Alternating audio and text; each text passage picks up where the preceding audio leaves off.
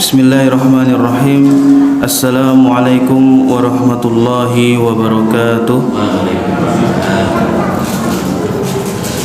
Alhamdulillahi wa kafa, wassalatu wassalamu ala nabiyil mujtaba wa ala alihi wa ashabihi ahlus sidqi wal wafa. Ashhadu an la ilaha illallah wahdahu la syarika lah wa ashhadu anna Muhammadan abduhu wa rasuluhu la nabiyya wa la rasula ba'dah. Allahumma 'allimna ma yanfa'una wanfa'na bima 'allamtana wa zidna 'ilman wa 'amalan wa hudan wa tuqa ya rabbal alamin. Allahumma salli wa sallim wa barik ala sayyidina wa nabiyyina wa habibina Muhammadin wa ala alihi wa ashabihi wa man tabi'ahum bi ihsanin ila yaumiddin, amma ba'd.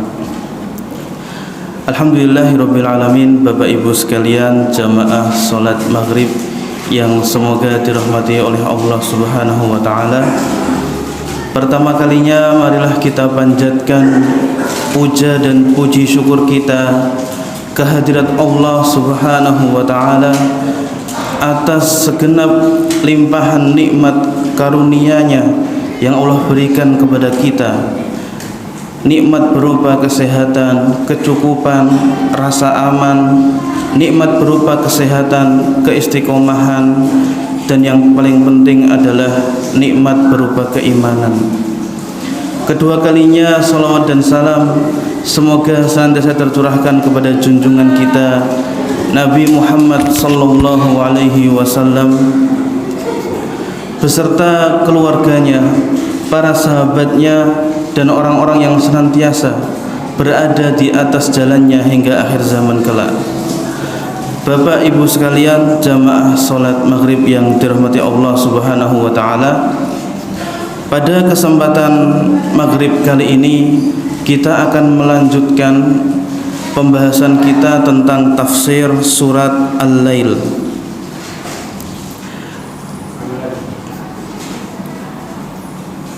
Pada pertemuan yang terakhir kita sudah sampai pada ayat yang ke-7 nggih, napa ke-8 nggih.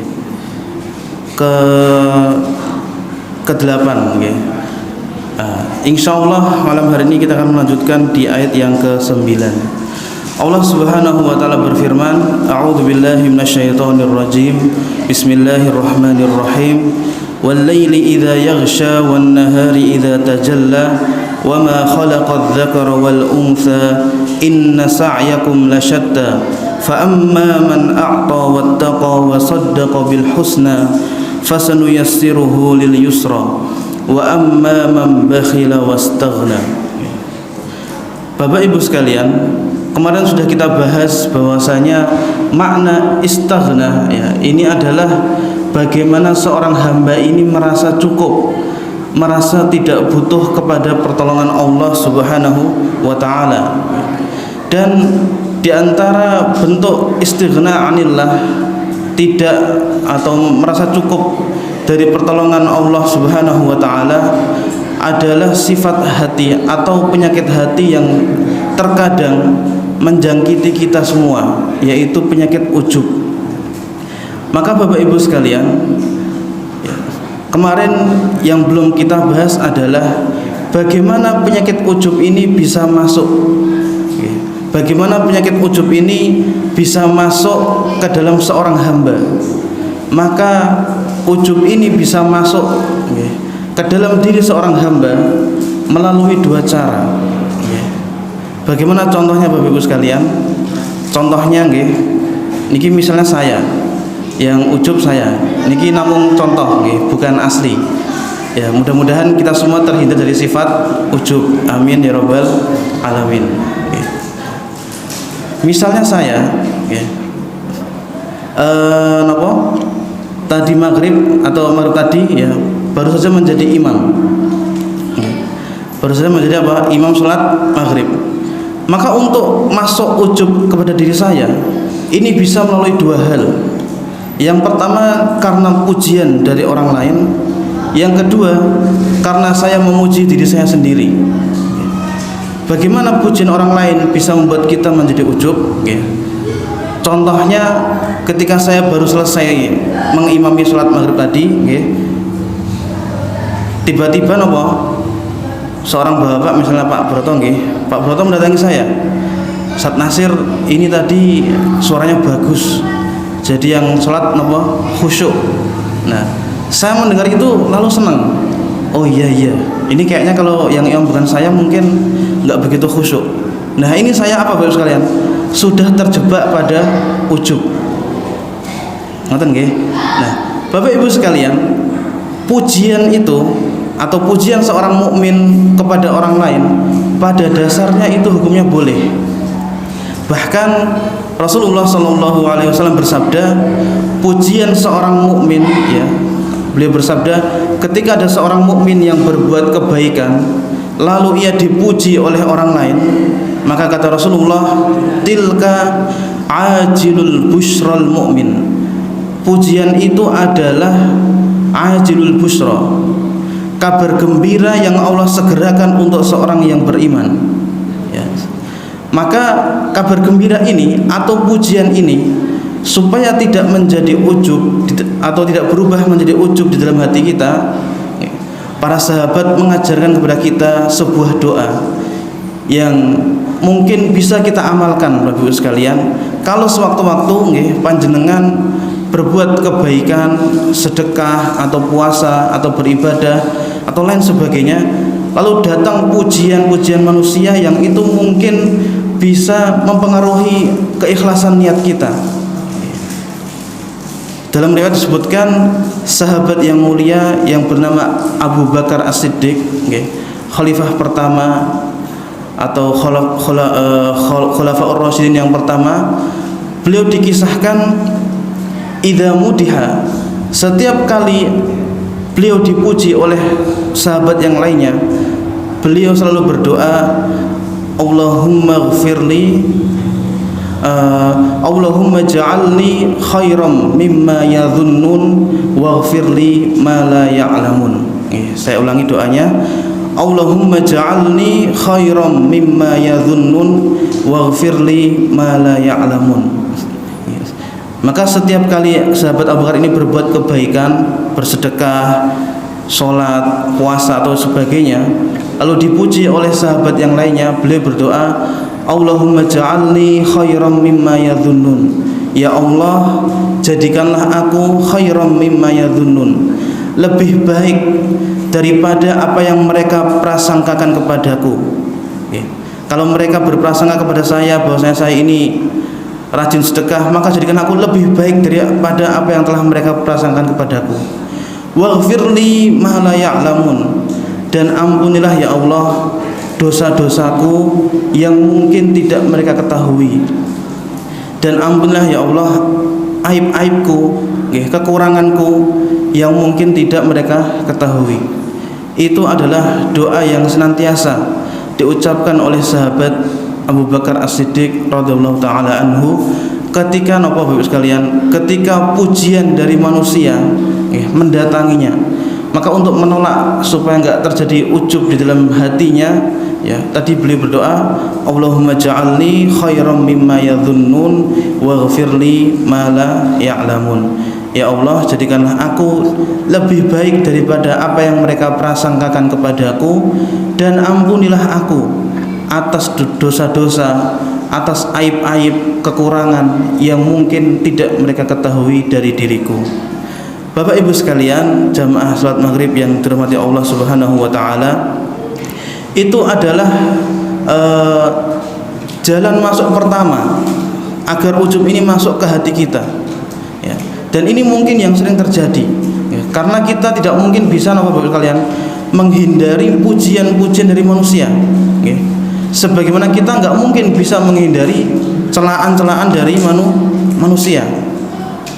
Pasti di dalam hidup kita ada yang memuji dan ada yang mencela, ada yang menyukai dan ada yang tidak menyukai. Maka agar kita selamat dari sifat tadi atau sifat ujub tadi yang masuk melalui pujian manusia, maka mari bersama-sama kita amalkan doa tersebut.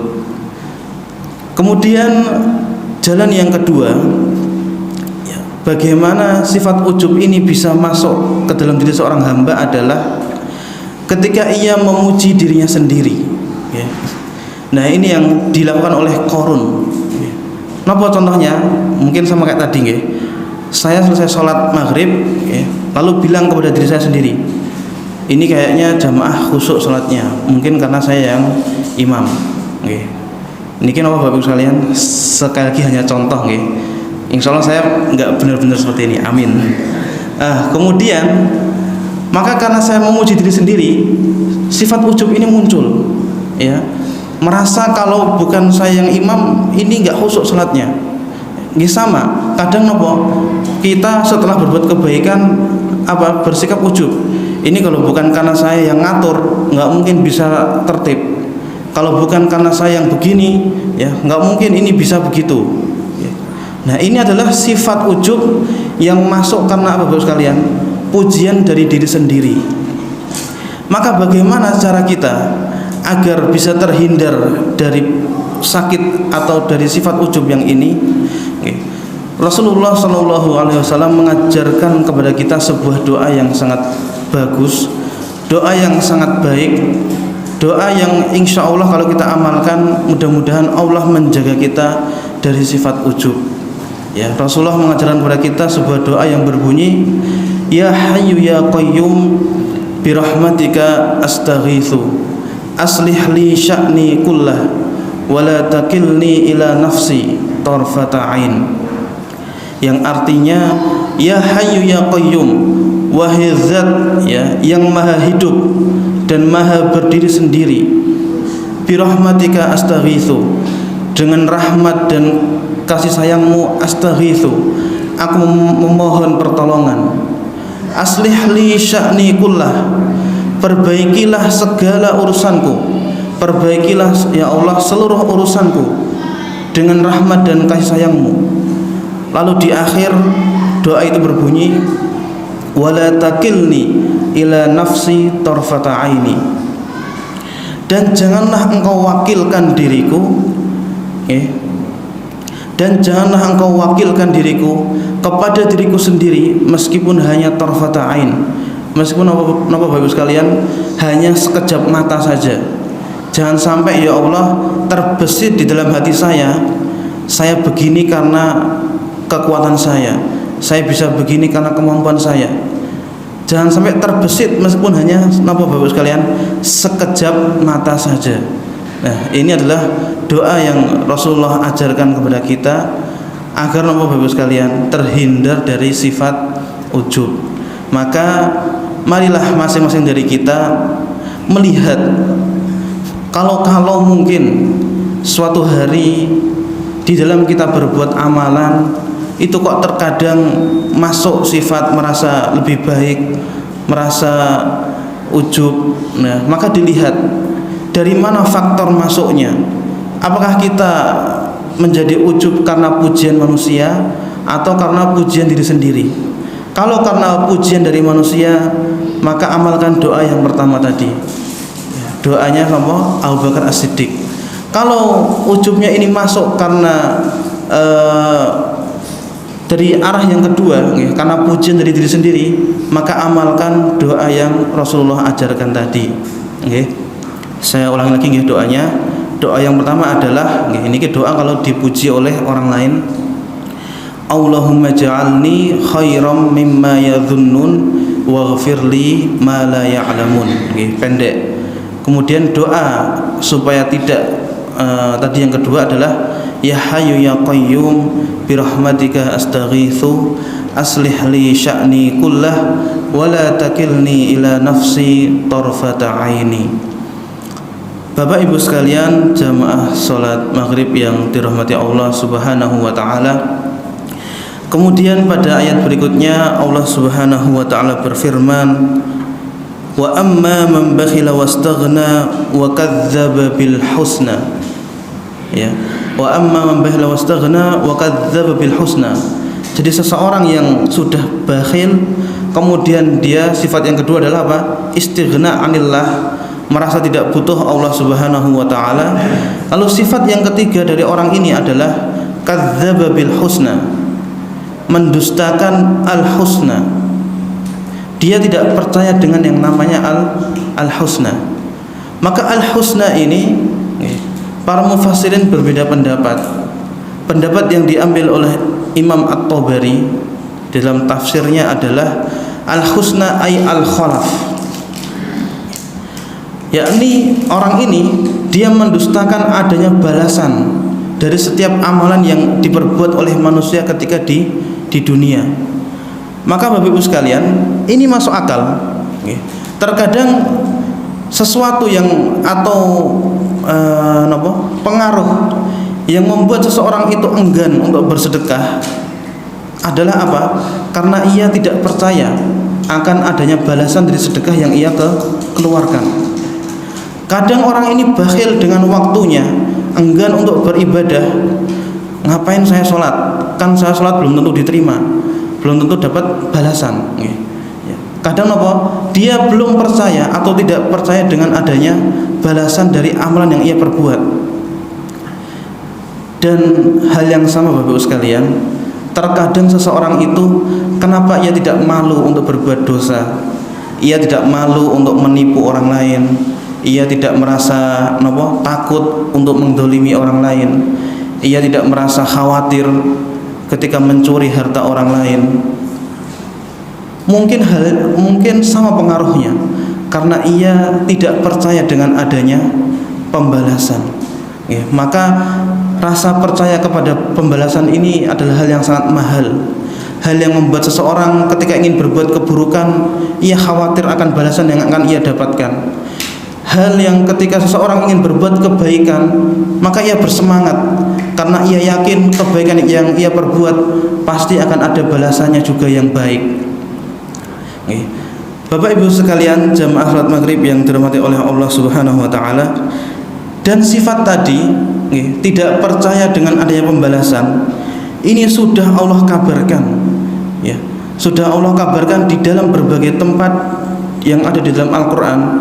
Di antaranya adalah di dalam surat Al-Mu'minun, ketika Allah Subhanahu wa taala mengisahkan tentang kondisi orang-orang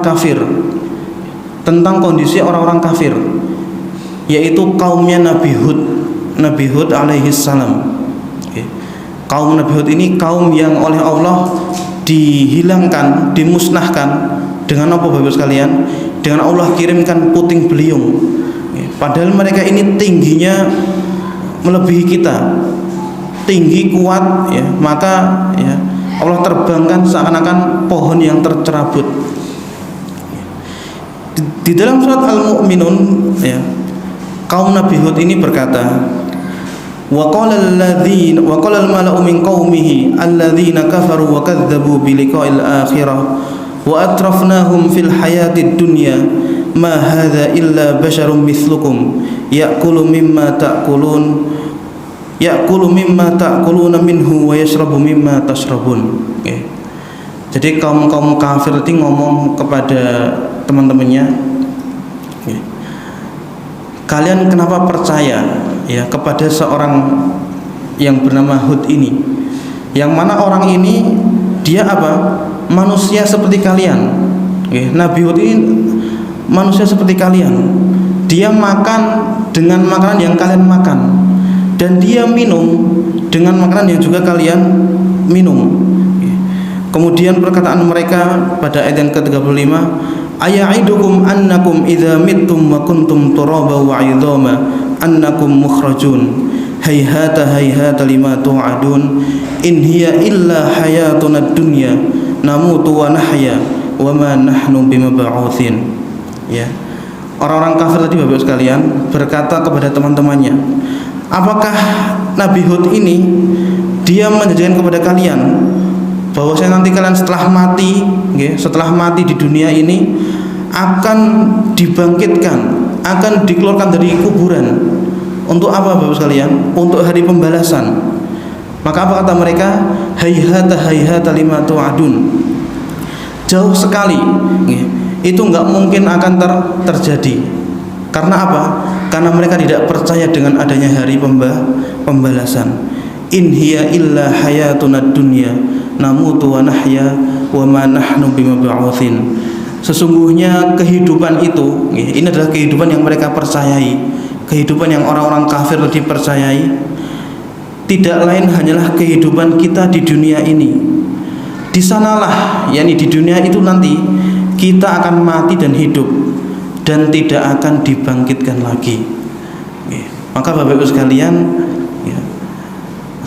karena kedustaan mereka atau karena mereka mendustakan al-husna tadi, mendustakan adanya pembalasan, adanya hari pembalasan tadi, hal ini yang mungkin membuat mereka jadi apa? Bakhil atau istaghna. Kenapa kok kamu nggak mau sedekah?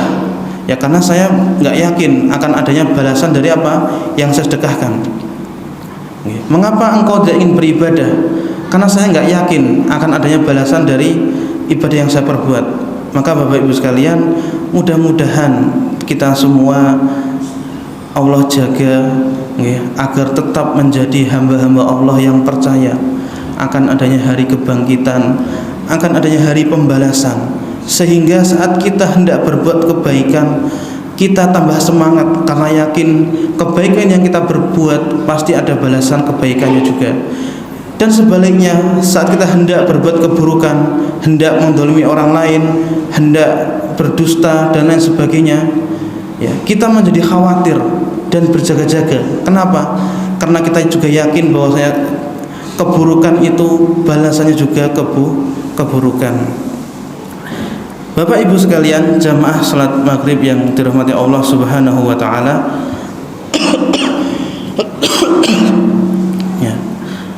Ketika Allah berfirman wa kadzdzaba bil husna, maka seseorang yang telah terkumpul 3 sifat tadi Bapak Ibu sekalian, orang yang bakhil, kemudian istighna anillah, merasa tidak butuh pertolongan dari Allah Subhanahu wa taala, lantas dia juga mendustakan balasan atau mendustakan hari pembalasan. Apa balasan yang Allah siapkan untuk mereka? Allah berfirman pada ayat berikutnya, fasanu yassiruhu lil usra, maka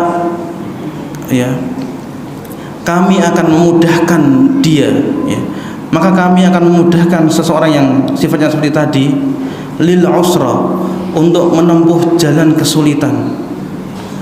Bapak Ibu sekalian, kalimat al usra di sini, apa bentuk kesulitan yang akan dialami oleh hamba yang berbuat seperti tadi? Maka al-usra di sini meliputi kesulitan di dunia dan juga kesulitan di akhirat. Adapun kesusahan di dunia Bapak Ibu sekalian, mungkin kita akan bertanya-tanya, lah itu kok ada orang kafir yang dia ternyata kaya raya? Ternyata ada loh orang yang bakhil, yang pelit, tapi karirnya menanjak terus. Atau ada ternyata orang kafir yang dia ini atau orang non muslim yang rumahnya bagus, keluarganya harmonis.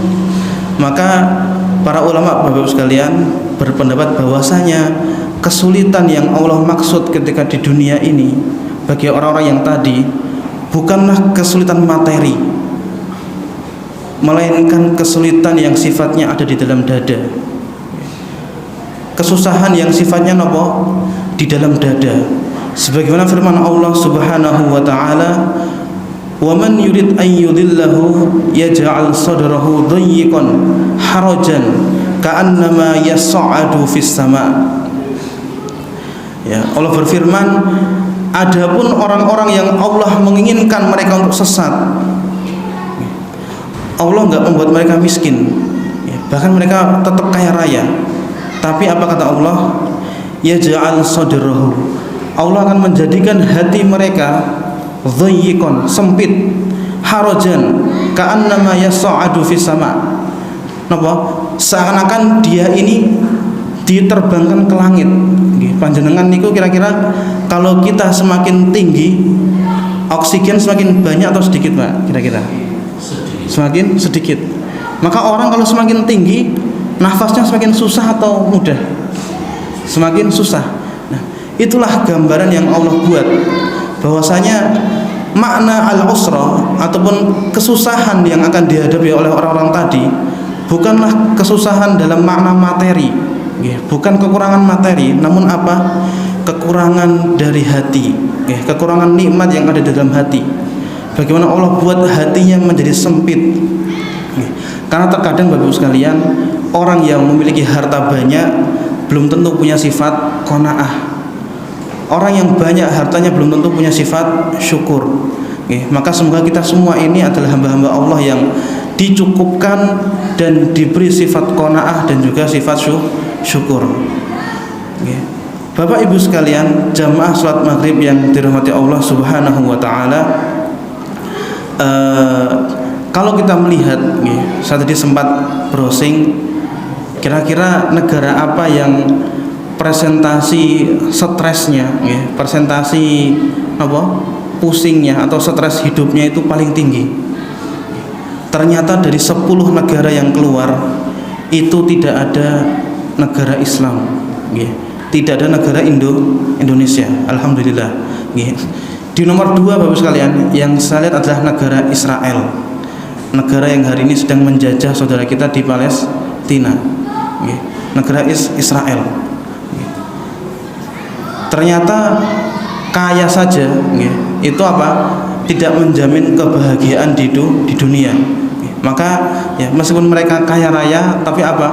Allah buat hidupnya sempit, hatinya sempit, sehingga apa? Stres. Bahkan kalau kita mungkin mencari negeri yang paling banyak bunuh dirinya, maka kita juga akan menemukan tidak ada negara Islam di sana. Ini maka apa? Menunjukkan orang-orang beriman, meskipun mungkin Allah uji dengan ketakutan, Allah uji dengan harta yang mungkin tidak melimpah, maka mudah-mudahan Allah ganti dengan apa? Dengan hati yang lapang, hati yang qanaah, mudah menerima, hati yang bersabar ketika diuji. Dan itu Bapak sekalian adalah sesuatu yang lebih berharga. Maka sesuatu yang sifatnya maknawi itu terkadang lebih berharga daripada sesuatu yang sifatnya materi. Bapak Ibu sekalian, jamaah salat maghrib yang dirahmati Allah Subhanahu wa taala, kemudian kalau kita melihat lagi, ternyata juga ada, karena tidak semua orang-orang yang tadi yang bakhil kemudian mendustakan hari kebangkitan itu kaya raya, ada juga yang miskin. Maka ada kisah yang menarik Bapak sekalian.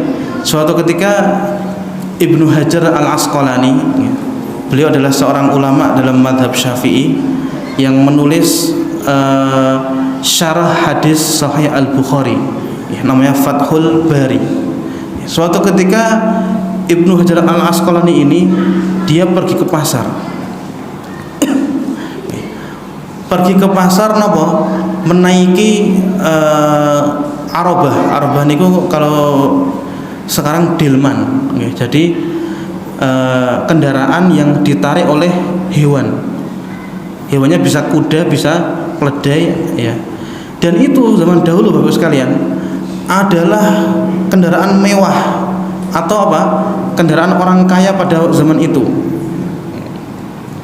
Kalau zaman sekarang mungkin dia naik mobil yang bagus. Nah, kemudian di pasar Ibnu Hajar Al-Asqalani ini bertemu dengan orang Yahudi, bertemu dengan seorang Yahudi, Saman. Saman itu penjual minyak samin. Kalau panjenengan melihat orang yang jualan minyak, pasti terkena minyak. Orang yang jual minyak wangi pasti terkena minyak wangi. Maka orang Yahudi tadi dia mencegat Ibnu Hajar Al-Asqalani. Lalu berkata, wahai Ibnu Hajar, bukankah nabimu inna nabiyakum yaqul ad-dunya sijnul mu'min wa jannatul kafir.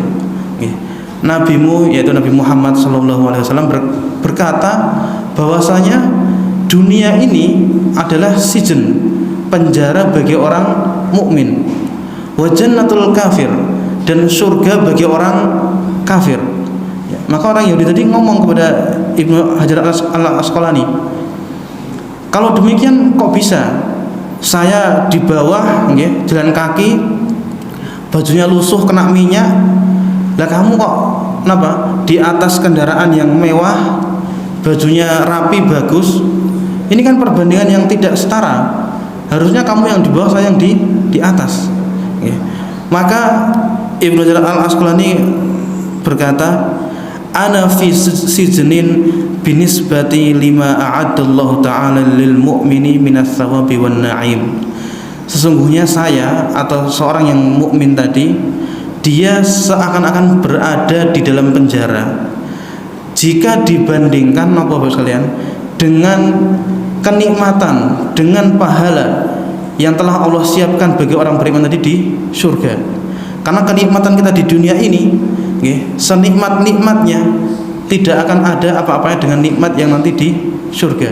Bahkan Rasul bersabda, la mawdi'u sauti ahadikum fil jannati khairum minad dunya wa ma fiha. Apa artinya Bapak sekalian? Sesungguhnya kata Rasulullah, tempat untuk menggantungkan cambukmu di surga nanti. Kalau kita di sini napa Bapak sekalian biasanya? Misalnya kita bawa kunci kunci motor, paling napa digantungkan di atas paku atau ditaruh di atas meja ngoten nggih. Nah, tempat untuk naruh kunci di surga nanti itu lebih baik daripada dunia dan seisinya. Maka bisa kita bayangkan Bapak sekalian, kalau tempat naruh kuncinya saja, ya, tempat naruh cambuknya saja sudah lebih baik daripada surga dan lebih baik daripada dunia dan seisinya, maka bagaimana dengan isi surganya, bagaimana dengan kendaraannya, dengan buah-buahannya, dengan istananya dan lain sebagainya, ya. Nikmat-nikmat yang tidak pernah bisa dibayangkan oleh akal manusia. Kemudian Ibnu Hajar tadi berkata, dan kamu wahai orang Yahudi, fa anta fi jannatin binisbati lima u'idda laka minal adzabi immitta 'alal kufr. Ya, kamu ini sesungguhnya seakan-akan berada di dalam surga, ya, kalau dibandingkan dengan apa? Azab yang nanti akan Allah berikan kepadamu jika engkau mati dalam kondisi kufur, ya, dalam kondisi belum beriman kepada Allah Subhanahu wa taala. Maka orang Yahudi tadi Bapak sekalian mendengar perkataan Ibnu Hajar Al-Asqalani, ya, dia langsung sadar, lalu bersyahadat masuk Islam dengan izin Allah Subhanahu wa taala. Bapak Ibu sekalian jamaah salat maghrib yang dirahmati Allah Subhanahu wa taala, mungkin demikian yang bisa kami sampaikan pada kesempatan malam hari ini. Mudah-mudahan kita semua, ya, dalam kondisi apapun senantiasa dijaga hatinya oleh Allah Subhanahu wa taala dari berbagai penyakit hati, penyakit ujub, sombong, riya, takabur, dan juga senantiasa diberikan kenikmatan yang sifatnya ruhani berupa rasa syukur, qanaah, sabar dan lain sebagainya. Amin ya rabbal alamin. Mungkin itu yang bisa kami sampaikan. Jika ada kurang lebihnya adalah kita akhiri dengan bacaan alhamdulillah bersama-sama. Alhamdulillahirabbil alamin. Subhanakallahumma wa bihamdika asyhadu an la ilaha illa anta astaghfiruka wa atubu ilaik. Assalamualaikum warahmatullahi wabarakatuh.